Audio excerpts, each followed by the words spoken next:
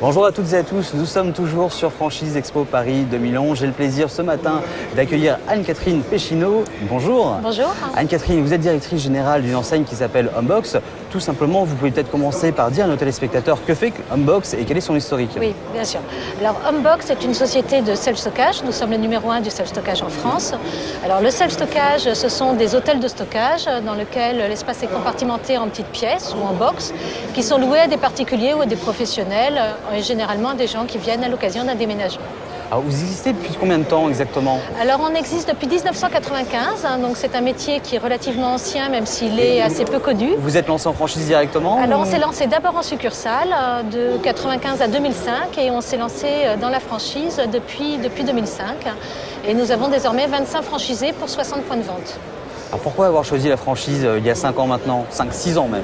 Alors parce que nous souhaitions accélérer notre développement et que nous nous sommes aperçus également que c'était un marché de proximité et qu'un franchisé était souvent plus performant parce que plus présent sur le terrain qu'un modèle en succursale classique. Donc à ce moment-là, nous avons décidé de changer de métier et de devenir des franchiseurs et donc d'avoir plutôt un siège qui développait du savoir-faire et des gens qui exploitaient des centres de self-stockage de proximité en étant plus à l'écoute de leur clientèle parce que plus présents. Alors vous savez, on dit souvent qu'effectivement la franchise c'est du savoir-faire mais aussi savoir-faire faire. Oui. Ce deuxième métier de franchiseur n'a pas été trop compliqué à apprendre alors que vous veniez justement d'un univers totalement différent du succursalisme. Alors je pense que ça a été un grand atout pour nous parce que ça nous a obligés justement à éviter d'être dans des modes de contrôle et à nous obliger à travailler sur les problématiques vraiment importantes.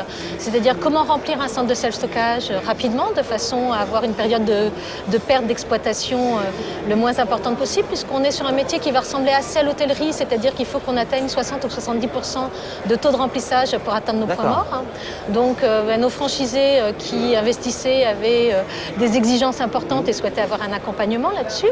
Puis ensuite, une fois que le centre est rempli, comment est-ce qu'on fait pour arriver à optimiser la rentabilité et ça nous a obligés à nous préoccuper de choses comme le yield management que nous n'aurions peut-être pas fait aussi rapidement si nous n'avions pas eu des franchisés exigeants, performants et obligeant la tête de réseau à réfléchir.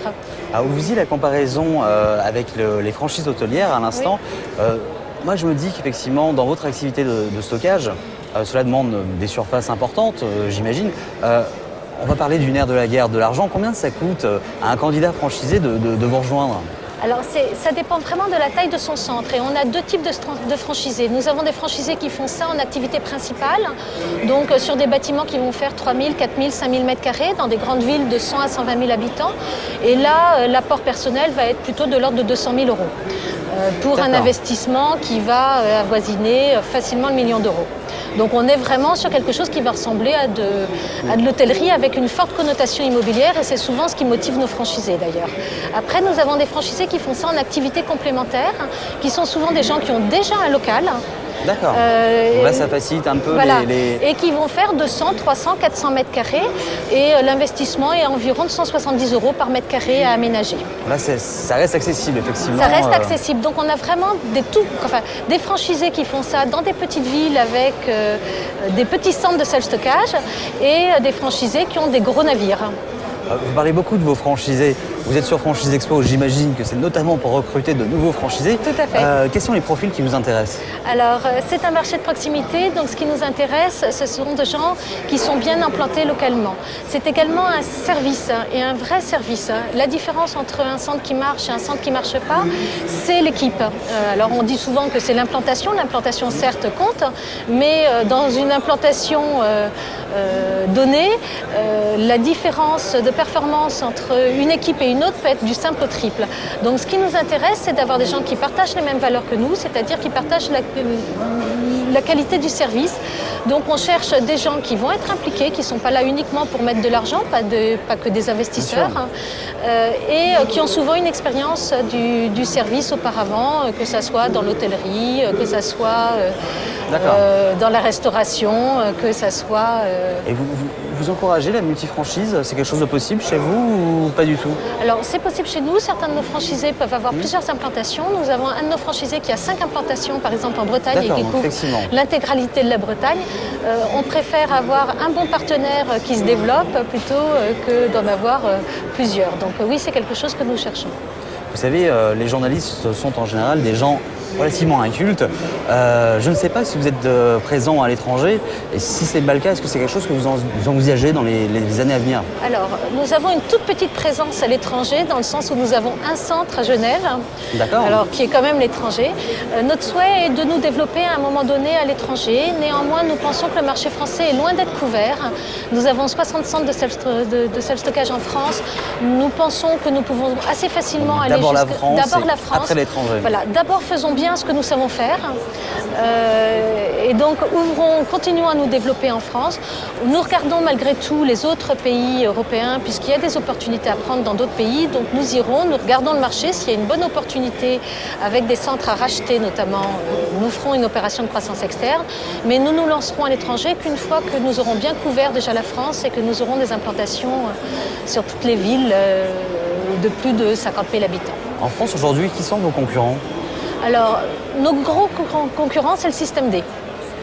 D'accord, mais en franchise par exemple alors, il y a peu d'opérateurs de self-stockage en France. Il y a 3 opérateurs majeurs que sont Homebox, Shurgard et Une Pièce en Plus. Shurgard et Une Pièce en Plus étant des réseaux uniquement succursalistes. Depuis maintenant 1 ou 2 ans, quelques opérateurs de self-stockage commencent à se développer en franchise. Et il y a notamment un opérateur qui s'appelle Stocker Seul, qui est un opérateur de déménagement en démarrage et qui a décidé de se lancer dans ce métier depuis je crois 1 ou 2 ans. Mais on ne peut pas vraiment dire que ce soit un métier très concurrentiel dans le sens où le marché n'est pas du tout mature et c'est l'offre qui crée la demande. Alors vous parliez de 65 unités ouvertes, il me semble. Oui, une 60 encore pour l'instant, oui. Comment vous imaginez l'avenir? Alors nous faisons une dizaine d'ouvertures par an à peu près depuis maintenant 2 ou 3 ans.